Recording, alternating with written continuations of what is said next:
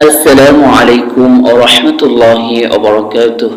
সম্মানিত দর্শকবৃন্দ, আজকে অনেক বেশি গুরুত্বপূর্ণ একটি দোয়া সম্পর্কে আলোচনা করব। তাই অনুরোধ করব ভিডিওটি পুরোপুরি দেখুন এবং দোয়াটি মুখস্থ করে নেন। আমাদের ঘরে বাড়িতে আমাদের অনেক নিকট আত্মীয় আমাদের সাথে দেখা করতে আসে, সাক্ষাৎ করতে আসে।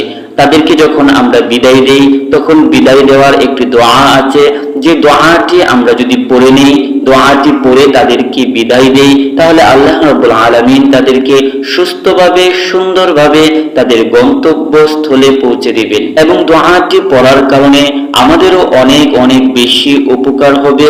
আল্লাহ রাব্বুল আলামিন আমাদের উপরও অনেক রহমত এবং বরকত নাজিল করবেন। সম্মানিত দর্শকবৃন্দ, বুঝতেই পারছেন ভিডিওটি কতটা গুরুত্বপূর্ণ এবং দোয়াটির কত বেশি ফজিলত রয়েছে।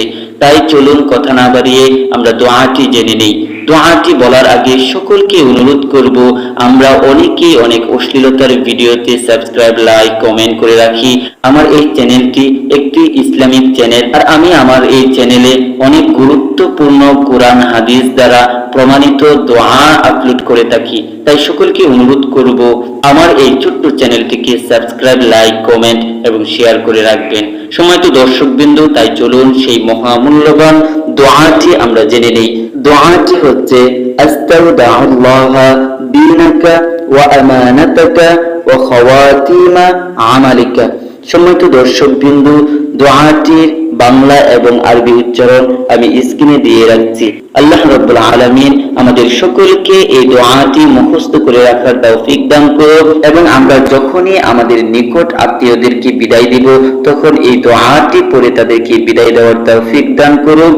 শেষ করার আগে আবারও অনুরোধ করছি, আমার এই ছোট্ট চ্যানেলটিকে সাবস্ক্রাইব, লাইক, কমেন্ট এবং শেয়ার করে দিবেন। ততক্ষণ সকলে ভালো থাকুন এই প্রত্যাশা রেখে শেষ করছি।